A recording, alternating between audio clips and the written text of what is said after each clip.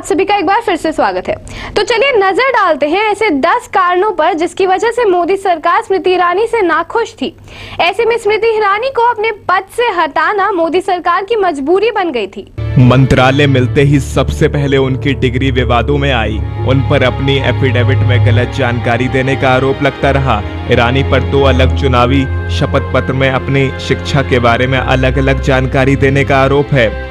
Hyderabad university में छात्र रोहित विमला की आत्महत्या के बाद स्मृति ईरानी निशाने पर आई थी। रोहित की मौत पर ईरानी को संसद में बयान तक देना पड़ा।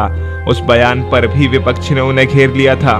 बिहार के शिक्षा मंत्री के साथ उनको डियर कहने की लड़ाई भी सुर्खियों में रही। बिहार के शिक्षा मंत्री द्वारा डियर कहना ईरानी को रास नहीं आया। इस पर उन्होंने फौरन आपत्ति जताई थी।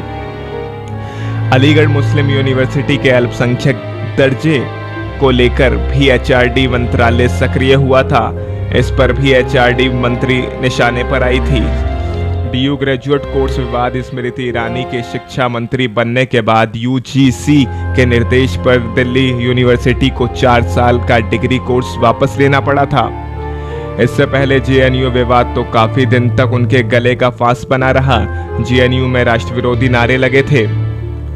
स्मृति ईरानी पर अपने मंत्रालय के अफसरों के साथ गलत बर्ताव का भी आरोप लगता रहा है। एक महिला आईएएस अफसर ने तो ईरानी पर यह आरोप लगाया था कि उन्होंने सार्वजनिक स्थल पर उन्हें डांटा था। वहीं एक अधिकारी का कहना है कि एक फाइल उन्होंने उन पर फेंकी थी। प्रियंका चतुर्वेदी के साथ हाल में ही उनका ट्विटर वार भी सुर्खियों में था। प्रियंका ने किसी मुद्दे पर सुरक्षा की बात की थी।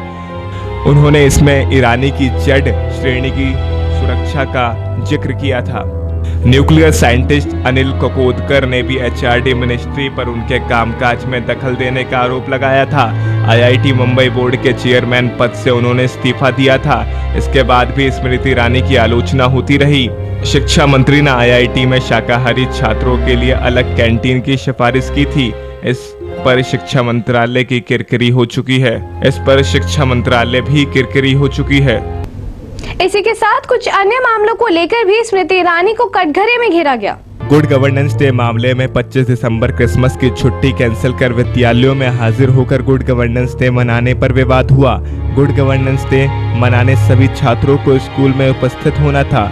उस समय जाड़े की छुट्टियां चल रही थी। हालांकि बाद में स्मृति ने इस पर स्वेच्छा से हिस्सा लेने की सफाई दी थी। जर्मन संस्कृत मामले में केंद्रीय विद्यालयों में जर्मन की जगह संस्कृत को पढ़ाए जाने पर विवाद हुआ।